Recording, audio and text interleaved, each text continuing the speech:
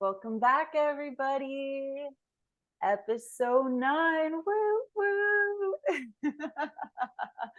Hi, Miss Kim. Hello. Happy to have you here.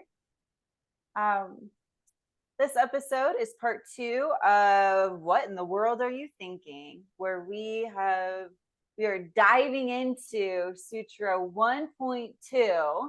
I'm going to pull it up here real quick. I wore this mushroom hat just for the occasion. Yes, I love it. Just kidding, it's freezing where I'm at. Exactly. All right, organizing my life. Here we go.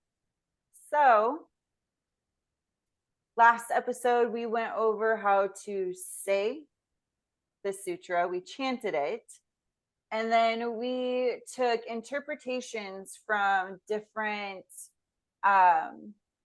practitioners, teachers, well-known people, and also kind of reflected on what this sutra means for us. So this episode, we are going to talk about, Ms. Kim and I are going to talk about, or share, words, reflections about the sutra, how we've experienced the sutra on and off the mat. And if we get around to it, we'll kind of explore how different practitioners and instructors can bring this into the studio and share the sutra with their students. So, Ms. Kim, what has been your experience with this sutra on and off the mat? Well, that's a big question. Well, first of all, should we chant it and talk about that to sort of invoke the conversation? Because that's sort of the tradition. Sure. Yeah. Okay. I would feel like that would be a fun way to talk about it. And so people can get out of their head of the meeting and they can begin to experience a little bit of the tradition of the embodiment of yoga, I guess, So coming in the back door, in the Western mind would be super theory, but maybe we could just embody some experience first. I love it. Let's do it. Cool. Okay, really quickly review though, also as to what and why and how, right? Mm-hmm. So the words are on the screen. There's 4 of them.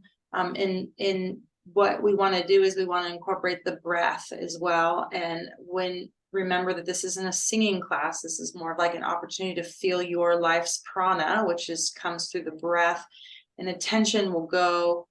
Our prana will flow where our attention goes. So you just want to kind of take your attention more to like the feeling of the breath in the belly and what sound feels like when you make it. And then this sutra will explain all that comes up in you, because isn't that ironic that we're, asking ourselves to be uncomfortable and then talk about a sutra that talks about the contents of the mind.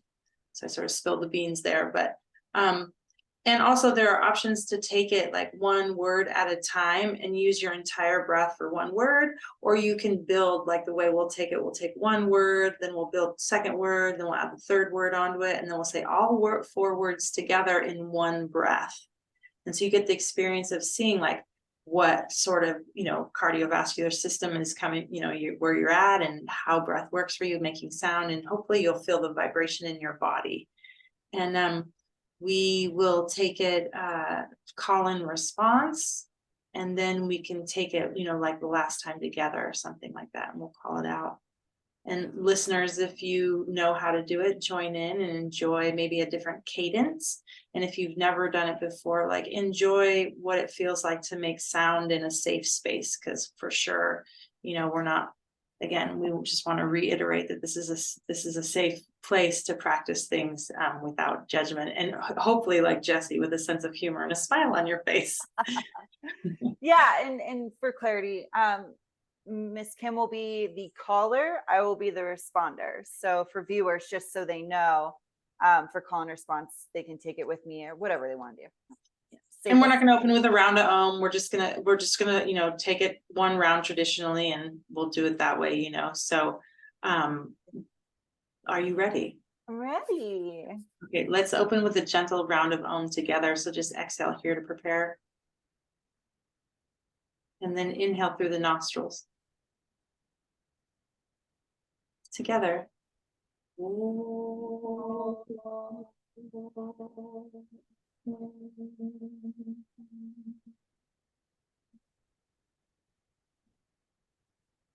in response.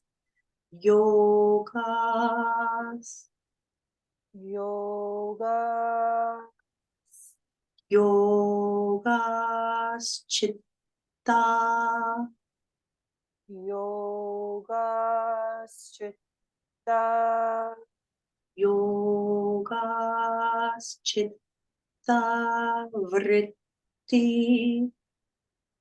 Yogas chitta vritti.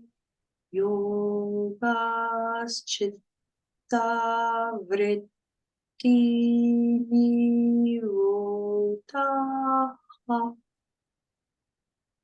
Yogas chitta vritti nirodha.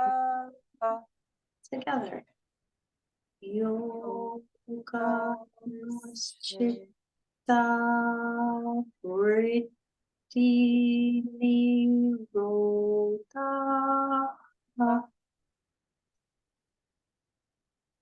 One more. Yogas chitta vritti nirodha. Whispering softly.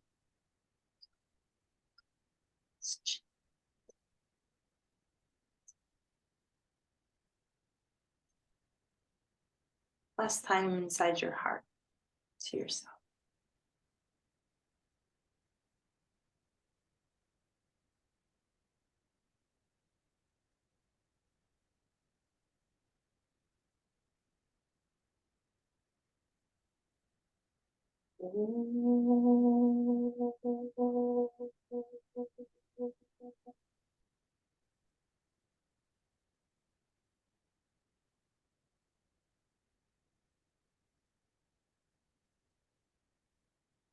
What in the world are you thinking, right? Right. So, gosh, on and off the mat. So first of all, the meaning, right? So just the way I was taught, right? Yoga is the stilling or the, cessation and of the mind patterns, the fluctuations in the mind. So what's going on in there, right? Yoga is the doorway is normally through the postures, but the irony is after that, there's just this huge field of knowledge in the universe that has more to do with probably this somato-emotional and this psycho-emotional self. So like people in general, what our minds are doing. So literally in our podcast, we've introduced Sutra number 1. Well, this is the second one, and they're like lines in a book. There's 4 chapters in this particular lineage that Jesse and I study the Ashtanga 8-limb path. So, right, this particular 4-chapter book is the expression of that. And so that's the one we study. And this is what we try to know, right, closest to our hearts. So in this particular case, the first line was welcome to the present moment. And then it says, yoga's chitta vritti nirodha. Yoga is the cessation of the thought forms in the mind or the patterns or tendencies that are fluctuating. The whoosh, thinking too much, judging, polarizing, right? Even being attached to, which gets explained later on in the other one-line gems of the sutra, right? These just one-line bombs that leave you thinking for your whole life after just reading just a little bit, and that's sort of the power of the sutra. On the mat for me, just most simplistically is like, what am I thinking? Am I even in the present moment?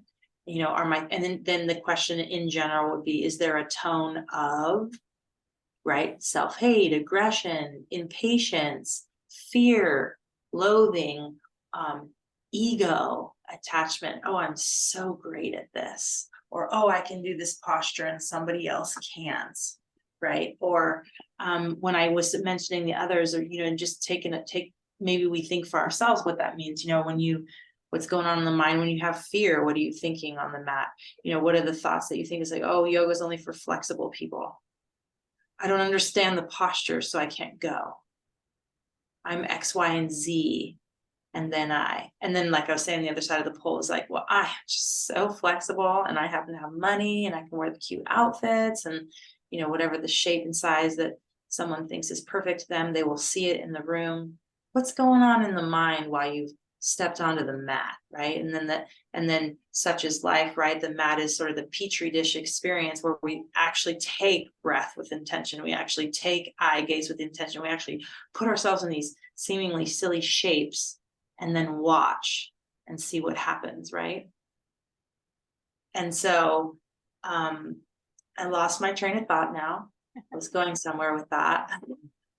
But that's on the mat, right? And so this petri dish, sorry, I'm back, I found it. The petri dish is about that feeling, right, that you practice. And then hopefully the goal is to be able to take that off the mat and into your life, right? And then the same thing is like, wow, what are my thought patterns about life, driving, my job, my family, my relationships? It could be anything, right? But what it's asking here is, what in the world are you thinking? Like, what's going on in there? And we stop and we get to take a look so that we can bring so that I can bring my subconscious patterns into consciousness and get to, at least in this lifetime, decide what I want to do about it, right? Because some things, as we spoke about earlier, right, don't need the dramatic response that we intention or that we initially think need it. Once we mature out of that aspect, we might see it from a different level or floor and be like, better gaze up here, better gaze or whatever. But in short, to your question, right, what does this sutra look like on or off the mat to me? Those are my answers. You know, those are sort of my reflections about it, is just being able to keep it really simple and steeped into something more potent of like, in general, what are you thinking? And then actualizing and making connection with the tone of that thinking, recognizing from what sort of place it's coming from, right? What sort of vibration, whether it's love, ego aggrandizement, fear, resistance, right? Control. That's part of the fun of it, is to finally get to like know yourself a little bit better and have some self-realization. And then in the contents of that mat or that room, at least you can practice with grace and come to those shapes over and over again. So it sparks a little bit of that memory in you. And then hopefully you've trained your nervous system to respond in such a way that helps your mind when you're off the mat as well. Beautiful. Yeah. Yeah. Yep. Give me a second. I need a yawn. Give me 1 minute. Ooh. There's a lot. I get like these nervous yawns a little bit where I'm like, so much is happening and stirring in me that it's like energy is being released and maybe I'm just not breathing. You know, they say you yawn to get more oxygen to the brain. So no, that happens to you a lot. And that happens to a lot of meditators and people when they're shifting the field of their consciousness. So it's very common to have a biological reaction to that, because it is all connected. It is. I'm glad you said that. I don't feel so bad for it now. I'm like, don't yawn. I might have to yawn a few times. So I agree with you. I mean, honestly, your answer is pretty much my answer. I feel like on the mat, you touched on it too. You know, our issues are in our tissues. We access our being through the body with posture and through, I feel like the system of Ashtanga, because what it has brought me and how it pertains to this second sutra is, once you have done Ashtanga long enough, you know the posture that's coming next. So then my mind is no longer thinking about, okay, what's happening next in the series. Now my mind can focus on what my mind is doing while I practice. So I'm in a downward dog. I'm always coming back to that one because that one is one of the postures that just gets me. That and pyramid and twisted triangle, all this stuff. It's like, where is my mind on those postures? And a lot of the time it's fear of being uncomfortable, fear of leaning in, um, to my mind's perceived difficulty of the posture. Surrendering. Go ahead. Immediate question, your mind's perceived concept of the posture. So if we were still working in a room together, we're doing online stuff, which would, well, you know what I mean? But that would be the moment I would stop the practitioner, like, ooh, there's the doorway. Yeah. So you're already doing what we all do, is putting a label or a stamp on it and making it way more difficult than it needs to be. And like, rip that Band-Aid off and you're like, oh, look at all that open space, because there's really nothing underneath that. Right. Except for grace and compassion and ease. Yep. So if we, so that's a cure, you know what I mean? That's where then the dialogue would begin for the beginning student or somebody that felt the same way. I'd be like, well, let's take a look at that. Like, that's such an opening place for the mind. Beautiful. Yeah. Right. That happens to me all the time in the sense of I do label postures. I even do it when I teach. Like I try to be as transparent as possible and say, like this morning in my class that I taught this morning, pyramid pose. Y'all, my ego does not like this. There's something in this posture that does something to my nervous system, not in a bad way. It fires me up. It lights me up. There's a thing there. So I say I try to be honest that I know it's myself making up a thing about a posture. Right. And we could take that so deep. Like I could share what I know. Like it goes off of what you just said. It's the story. Like the posture is supposed to look like this or feel like this. My body doesn't do it. Therefore it's difficult. Therefore I'm in my ego because now I'm shaming and judging and looking over other people who can do this. Right. But so those are the examples of maybe where my fear is present or my ego or my judgment or the instinct to label it in my mind. I would say, look at The Heart of Yoga, the book. Yeah. From Desikachar. Excuse Yeah. me, didn't pronounce it right. Look at Krishnamacharya's shapes. Yeah. And so that's why this table is becoming very beautiful, right? So we can have these conversations and I'll be like, well, here, I think you should go and stare at that guy's shapes for 5 minutes a day as part of your yoga practice. And you bring your book and you set it down in front of your mat. And Kim's like, okay, part of my meditation is to really like look and study TK Krishnamacharya's shapes and postures. They are not correct as far as like the American West way. And this was one of the things that you had helped for, is to really kind of break down some of these thought patterns in our mind, because this is what you and I love to do, right? So here we are, like I am shameless. It's so important because you and I both know what it feels like to embody alchemy and just shift and change. And that's exciting on some level. Some days it's hard, it gets really hot. And that's the tapas. Yeah. But again, it's important to be in community so I can remind you, like maybe part of what is the sense that you're going to finally take it in so that you can start to dampen that fear and grow whenever that time is right for you, right? So you'll make that choice, but also like I'm beginning to understand the senses and how those things can help as well. And like just look at some of those shapes and see if that doesn't help. Maybe we'll talk about it next week, just stuff like that. Definitely. Because I hear that fear comes up a lot, right? And so it's like, how do we and this is for everybody, right? This is for everybody, not just like, not me and you just talking, but in general, right? We look at ways that we take in fear and how can we, because look at the idea about you have to have the right shape to come do yoga. Yeah. What did they do? What did they do to my era? They spray painted every figure. So I still, you know what I mean? Maybe it took me like 2 decades to figure it out. I'm like, oh, I no longer get triggered by that anymore. Right. It's so natural to be all sizes and shapes. So, definitely. Okay. Yeah. And then thank you for that. I appreciate you. The other side of it for me is on postures that come naturally for whatever reason. There's an opportunity for me to open up to where my mind is at on that day.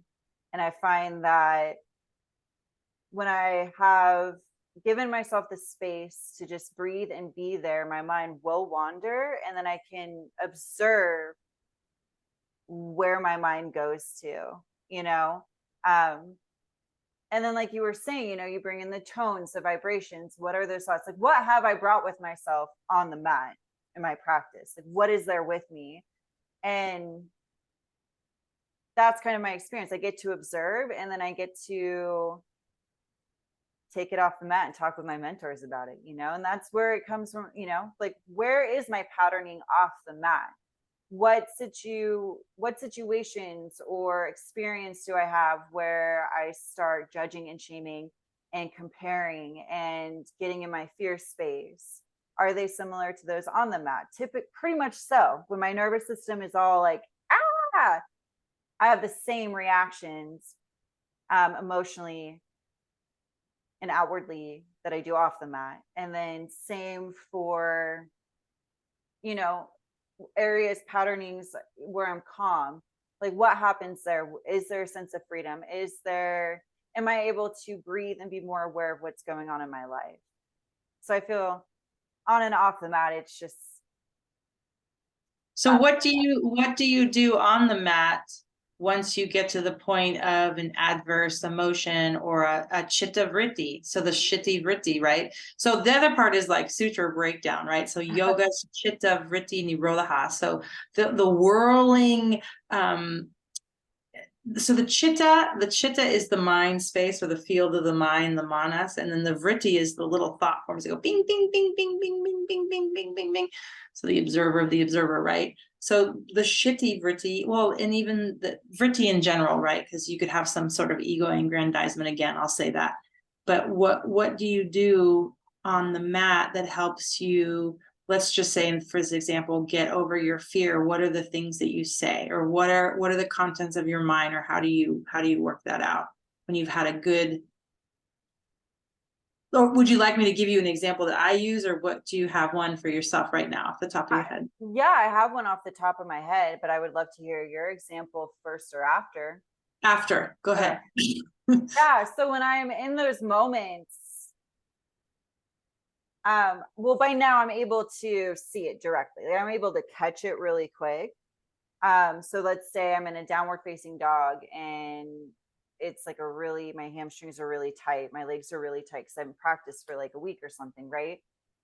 And then the instructor, or an instructor I'm seeing now, she'll come back behind me and pull my legs towards her so they're straight. And my nervous system is just like, oh my God. And my mind's like, I can't do this. What am I doing? Why is this happening right now? You know, whatever thought happens. So then I'm able to take a breath. Like, I really do try to engage the Tristana, right? The breath, the eye gaze. And just catch it, and then I kind of let it go. Like, it's like an acknowledgement. Oh, hi, I'm going to take a breath, breathe you in, see you, whatever the story is, whatever the emotion or judgment or whatever it is. Then I'm just going to let you go and come back to the posture. And I think I do that because I've been told that it's a practice. And over time, through breath and drishti, the tissues open up, and I will get the straight legs. Like, this posture will be accessible. Or it'll just be a lifelong practice where my legs will never be straight, whatever it is. But it's like the breath helps me acknowledge what's happening, what I'm thinking, where my mind is at. And it's like the exhale just kind of lets it go because it's not needed. It's just, I find that for myself, it's like these stories aren't needed. Can I just let go and let the practice be what it's going to be? But be grateful that I have also created the space for me to see my inclinations, my habits, my thought patterns. That shitty gritty. That's my example. Yeah, that's beautiful. Yeah, me too.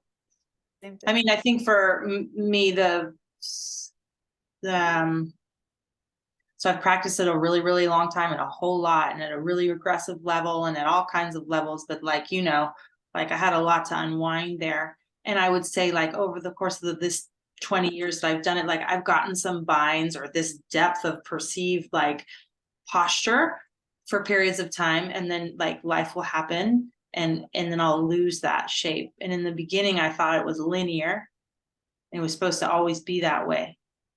And as I've gotten older, and I think only the test of time has been my biggest medicine. I don't think I could sit at your age, you know, you're younger than me by at least a decade or so, right? So it's like, I know that you're beginning to be able to finally look back at your decades. And so me having 2 more decades, it's really cool. It's not a bad thing, because I think yoga brings that vivacious beauty to your limbic system, you know, and all of the systems of control, so that they can, again, yoke themselves together and work in unison. Even the digestive system, right?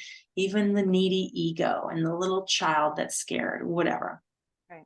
But going back to the example that I use, right, when I'm coming into postures, and mine are seated twists or deep, and I have injury too. I have like real life, you know, we have real life injury that we have, and it gets worse or better based on how I practice.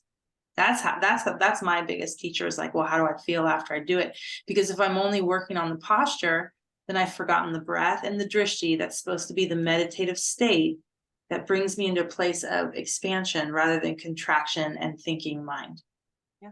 So I already know that I'm a fireball of energy and stuff. So for me, it's like, oh, be easy and gentle and compassionate. You've got nothing to, like, this statement and mantra is always the same. No one's giving you a prize for this, you know, no one's, and you're not, you know, you're still a good person if you make the bind or not. What's really cool though, Kim, is if you can do all 3 at the same time, Tristana. And that's where I've learned to shift into like a more compassionate edge. Do I get there all the time? No. Like, I've been practicing in Planet Fitness. I am so distracted. It is so fun because, you know, sometimes, you know, us yogis, we're in a room alone. There's no music, but I also want to celebrate the laughing Buddha within. And so I do love my Planet Fitness moments, and I'm traveling right now. So like, here we are. So the distraction, so then I can say like, okay, just make the posture and don't fall over, because you're also feeding your ego if you're going to do things out of, like, don't fall out of the posture, because, you know, I've been doing this so much that it can be really fluid and easy. And I can tell if my ego is in the way, I'll like try something too big or some pike handstand and not do it gracefully. And in my world, that looks stupid, right? We're looking for grace. And so tamping that ego down. But those are some of the things that I deal with when I'm on the mat around your exact, you know, concept. How do we build the bridge? What are we working with? What does our mind say to counteract the shitty vritti or the thought patterns that we're not even aware of? So beautiful. Thanks, Miss Kim. Yeah, it really, I feel like these 2 sutras, the first and this one, are really important because, like we said when we did Sutra 1.1, you know, welcome to the present moment. Yoga begins when the minute you want to step out of the posture, right? And why do you want to step out of the posture? What's your chitta vritti, right? What are your habits and your tendencies? They go hand in hand so well. And I think it's just such a beautiful way to open up this practice with these beautiful one-line gems, you know? Real quick before we wrap up, I guess the last question I would have for you is, how would an instructor, for those of you who are new instructors wanting to bring this into the studio, how would they share this sutra? I guess, aside from chanting it or talking about it, how would someone offer this sutra and support their practitioners in embodying it or getting it or whatever? Yeah, I mean, the most simplest, like, Amrita, the nectar of this answer is more like, take 10 people's versions of this yoga sutra, get on the internet, find 5 or 6, 7, 8, 9 different authors that have looked at this sutra and read what they've written, right? And I didn't make this up. This comes from one of my teachers, Bhavani Maki, who got it from one of her teachers, Patabi Joyce. And Patabi Joyce is one of the original lineage holders, right? So please know that I'm not pontificating. I'm like sharing the lineage of just the way you are, right? Just the way we wanted, and we want to study and teach and grow and learn and share. So yeah, take if you're interested as a teacher, you take, this is one option, right? You just listen to this video, you got some, maybe 2 different perspectives, so that's 2 options. And find, you know, up to, so the tradition goes up to 10 different versions, and you can find it in books and online, and there's different sutra books that you can purchase or not purchase. And then you begin to be your own petri dish, and you journal and you write and you think about it, and then you start to practice it at yourself on the mat. You know what I mean? And remember when we were doing some homework where it was like chant that sutra 14, 15, I can't remember how many times you chose, but asked, and you know, it was like inhale yoga, exhale chitta, right? Inhale halfway vritti, chaturanga da niro, whatever you're doing, but or it could be yogas chitta vritti nirodha, yogas chitta, you know, just before you begin, and then do your self study, like shut the mouth, right? Keep the eye senses now on the drishti gaze, follow your ujjayi breath, slip into your meditative state, and start to take that like higher level experience, you know, of yourself. So what you're saying is, in order to teach it, you have to do it, which would make sense. It's a very experiential process. I mean, yeah, like I chanted it. I think we did, because I don't know how the frequency of us meeting, but I think I would do a month where I chanted it 15 times. Sorry. Every day. You're fine. So it is. I think that's brilliant. Just experience it yourself. Like you said, journal, be curious for yourself, and then you can bring it into a space is one option. And maybe you can begin to, through your experience, share your experiences. But I don't know about you, but it has brought me the ability to see students differently, and maybe see energetically what they're dealing with, where their chitta vritti is hitting home hard in any posture. And then it's just a gentle reminder of take a breath, remember your eye gaze. That'll bring you here and now. Absolutely. There's 1,008 tools in 1 minute that you could get of yoga. I wanted to remind you also too, you know, regarding those 10 different versions, hopefully that yoga teacher also has a community that she can study with and learn from. Because, you know, you and I both can reference and recommend teachers if they need someone. And I have done so much as to wherever I'm traveling in the world and I've met people, because people approach me in the gym and just life, right? You're like, hey, let me look it up on the internet for you. I'll find you a place to study so you can have a teacher. And if you're in a teacher and you've done a teacher training, then you're in the community. But even if you're just new and you're curious about the information, just reach out to one person that you think might know, and then create this sort of either community or mentorship. And it's the Sanskrit word for that is parampara, the teacher student lineage. And like I said, when I was telling you about the 10 versions, I didn't make that up. That's parampara. That's my teacher that I fell in love with for this extended period of time and just soaked up every word they had to say. You know what I mean? And you, like you said, you like left the field and you're just like, I need to yawn. Kind of. Yeah, that's it. So yeah. Thank you. Yeah, so on that note, a couple of things. Community, if you are seeking resources for this sutra, for deeper exploration or curiosity, or whatever it is, you can reach out to Beginners yoga. You can reach out to both Kim and I. You can just, you know, comment down below or email us at practitionerstable@gmail.com. Kim's information, her website is also in our description, and my social media is in the description as well. So you have a few avenues to reach us. That being said, we would love to hear from you. What have you been chanting this since last episode? Have you thought about it, journaled about it? What are your reflections for yourself here? What are your experiences if you've taken into studio or off the mat? We want to know. We're really curious, and we would love to share with you and your experiences as well. Do you have anything, Miss Kim? Any questions?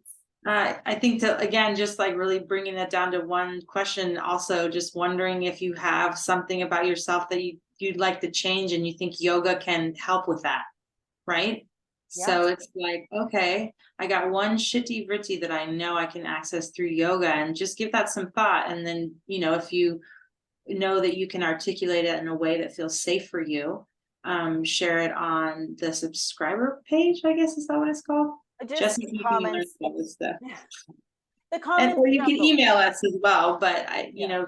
just want to make sure everyone feels like safe enough to expand, in their own way. Definitely. Definitely. We're here. We will be your safe container to share. So, all right, Yeah. Miss Kim, thank you so much for sharing and being present and not feeling any way about me yawning, but sharing about what's happening inside me while I yawn. Yeah, no offense taken. Thank you, Jesse, for creating a wonderful podcast where we get to totally like revel and in the things that we love.